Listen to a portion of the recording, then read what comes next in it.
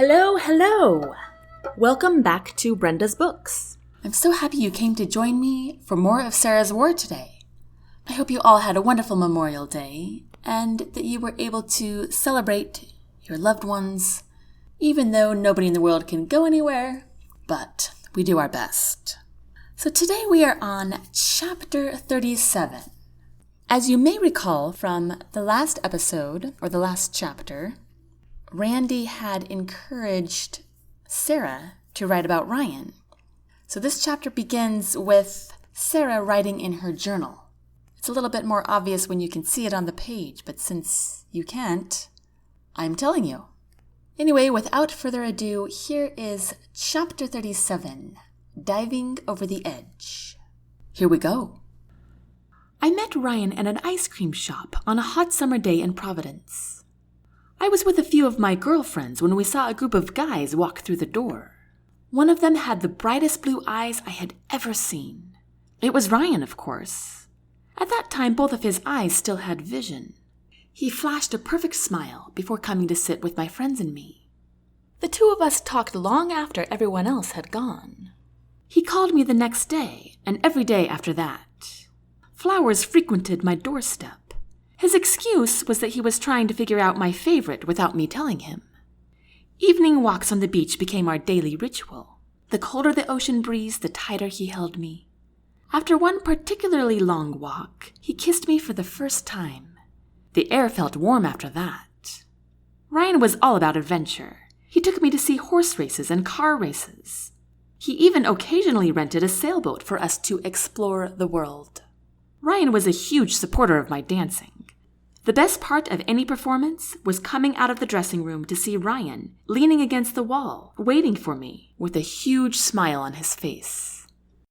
Since both of us took school seriously, we studied a lot together. We brought our study books to the beach, quizzing each other over and over while snacking on trail mix. It was so hard to say goodnight to him every night, but the thought of seeing him again popped me out of bed each morning. I still remember how tingly and full my heart was when he drove me up to the canyons to see the waterfalls, then fell on one knee with a diamond ring in his hand, asking me to marry him. His kiss was sweeter than ever after I said yes. We had a white wedding with hundreds of people crowded around the canopy. Both of us were so fixated on each other that neither of us even remembered who had come. One of my favorite days is when Ryan came rushing in the door and twirled me around in a circle crying, "I'm finally a lawyer! We did it, Sara! We did it!" But then the world changed when the war started. U.S. President Rogers allowed some of his Liechtenstein friends into the country. Some people claim he did it simply to befriend the people his government was in debt to subdue their hostilities and protect America. Others believe that he knew of their terroristic purposes. After hundreds of sudden attacks, the country was, of course, in utter upheaval. In one such situation, Ryan was injured in a drive-by shooting, where a bullet skinned his eye. There was no damage to his head at all, but his right eye was damaged enough to cause complete blindness in it. This incident caused me to learn much more about treating eyes than I ever would have learned from any of my textbooks.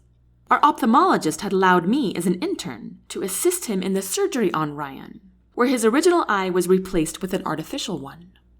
Our country lost some of its finest that year, and ever since then, our military has been coerced to fight our enemies on our own land, even amid struggling through an economic depression. Despite all of this terror and tragedy, it was during this time that Ryan and I experienced something that brought us both more joy than we could have possibly imagined. I drop my pen. It bounces off my notepad and rolls down into the crevice of the seat. Short pants rasp through my throat. My heartbeat hammers right inside my ears. I knew this was a bad idea. Of course all of this thinking of Ryan would lead straight to her. "No!" I shout in my head. "Stop thinking about it!" I face the window and place both my shaking hands on its cold surface. My breathing is so heavy it's fogging up the glass. Then I realize the passing trees are no longer moving. The road is now motionless beneath the wheels of the bus. Someone is speaking behind me. "Sara." I spin around, expecting to see Randy, but he is gone. Everyone is gone, except for a short, brawny woman. I blink back my blurred vision, shaking my head. Sara, Lexy says again. What are you still doing on the bus? But she stops short. Her expression changes from irritation to intense concern. In that instant, I know she understands a bit of what is going on inside me. With focused urgency, Lexy sits next to me and puts her palms on either side of my head. Sara, look at me. I try to focus on her face. Forget about whatever it is, she tells me. I burst into tears, but Lexy holds my head firm. Come on, Sara, think about me. You're mad at me, remember? I try to smile, but continue to cry instead. Sara, you're fine. You're strong, and you can do this, Lexy says with confidence. Just think about, how about Jack? He wants you, and you're an idiot for not taking him. You can have him, I say through my tears. You two are better for each other anyway. Oh, come on, Lexy retorts, although she does look pleased that I've gone down this pathway of thinking. I don't like him, Sara. I just feel like I owe him a ton of favors, and hooking him up with you is one way I could try to pay him back. He deserves someone anyway. I can't do it, I whisper. I don't know why, Lexy says, looking at me thoughtfully, but it's obviously something big. Then she drops her hands. I knew you'd pull through. How often does that happen to you? What? Your mind diving over the edge thing. I take a deep breath and wipe my eyes. It almost happened this morning, but other than that, I don't think it ever has, I tell her. I mean, not since I made the decision to never think about it. Right, Lexy murmurs. Well, eventually, you got to talk about it and get it all out, you know? It sucks and it hurts, but you gotta do it sometime. It's the only way to make peace with it. I wipe my eyes again. Or you can just replace it with other things, I counter. Lexy's tongue plays with the inside of her cheek. I don't think so, Sara. Please don't tell Jack about this, I implore. Lexy gives me a disapproving look. He will be able to help better than I can. Please, Lexy, I beg. Lexy exhales and shakes her head. You obviously like him. Well, of course I do, I say, a little exasperated. What's not to like? Exactly, Sara, Lexy says in a high mocking tone. What is not to like? I sigh. It's not that simple. All right, fine, she resigns. I'll let you work out whatever it is. Thanks, I say.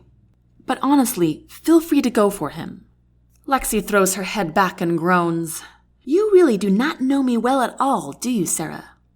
Lexy looks me straight in the eye. I will only have one love in my life, and he was killed in a fire. And when I finally get back to Liechtenstein and find whoever is responsible, they are going to get far worse. I shiver at the unexpected dark threat in Lexy's tone. Well, now you know a little bit about where I am coming from. Lexy looks at me thoughtfully for a short minute with a new sense of empathy in her expression. Why didn't you tell me that before, Sara? No one understands that better than me. Oh, I don't know, Lexy. For some reason it didn't sound like you wanted to have a heart-to-heart. Lexy half grimaces and half smiles. I'm sorry about that. I was just so annoyed with you. I rub some tension out of my neck. I get it. It's okay. I had forgotten you were married, she admits. She stares intently at me, like she's trying to figure out a puzzle. But you're still nothing like me. You'd be fine being together with Jack. She straightens in her seat. Do you want to know why I owe him so much? I nod with a little caution. She hesitates as she searches my face. We were in Liechtenstein. We were searching for an Asian terrorist group. She stops to take a deep breath. We spotted some of them behind some old rundown huts. Derek and I were driving a Croatian truck as a cover. Who's Derek? I interrupt. My husband, Lexy says. We fought side by side in most places. My blood runs cold as I see the stark sadness in Lexy's eyes. She looks down at her hands. Her voice is soft and strained when she speaks again. We didn't know they had us made. They knew who we were. Derek dropped me off at some sort of garage. I was pretending to be part of a local gambling group. But Lexy stops and bites her lips so hard I expect to see blood any second. She lifts a fist up to her mouth, but there was a car bomb on our truck. "Oh no," I whisper. Lexy shakes her head and her voice comes out shaky too. "I don't know how we missed it, but Derek was still inside when—" She clasps a hand over her mouth to hold back a sob. I grab her free hand and she grips mine in return. She breathes deeply in and out to gain control again. After a long minute, she continues. "I ran to pull him out, which is how I got all of this," she says, motioning to her scarred face and all down her right side.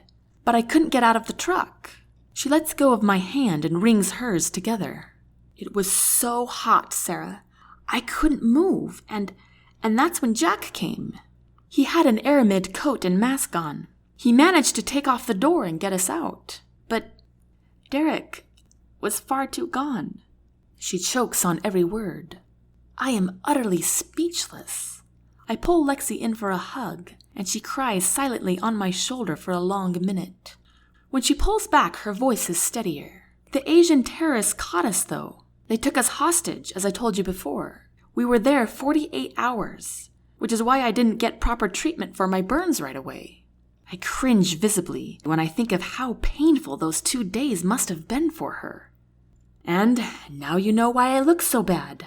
I used to be pretty like you," she says with a small smile. "You're still pretty, Lexy," I tell her. She swallows hard. Anyway, a few weeks later, Jack risked his life with me again to go back to Liechtenstein and find Derek's body, so we could bring him home and give him a proper burial. Her eyes well with tears, and so do mine. "I can't believe you had to go through all of that," I whisper. "Now do you understand a little better why I feel like I owe Jack?" I nod. Yes, I do. Jack has done more things, huge things, for our country and our allies too. I can't share them with you, but I wasn't kidding when I said the world owes him a lot, even if they don't know it. I believe you. "Excuse me, ma'ams," the driver hollers back to us. "I need to move the bus now."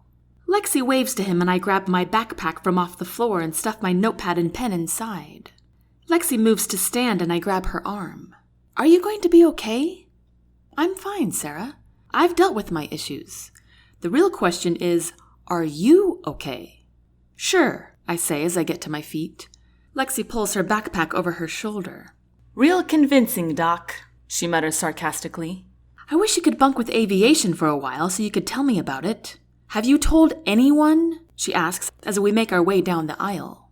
I sigh. "No, and I really don't want to." "Of course you don't want to, but you gotta do it." "You're not going to tell Jack, are you?" I ask as we step off the last stair. The squeaky door shuts behind me and the bus sputters away through the mud. Lexy turns around, cocking her head. I don't usually keep things from him. "Please, Lexy." Lexy holds her hands up in surrender. "Fine, I promise," she says, a little whiny. "According to me, you have absolutely no issues." Although her words are a bit mocking, she gives me a sympathetic smile. I smile back half-heartedly. "Thanks." Lexy pulls me in for another hug. "But you really should get help, Sara. Don't wait too long." And that concludes Chapter 37. I hope you are enjoying Sara's War. I hope you come back next Thursday for Chapter 38, which is called Don't Fret, Doc. If you want to find out more about Brenda's books, you can visit brendasbooks.net. Until next time, take care.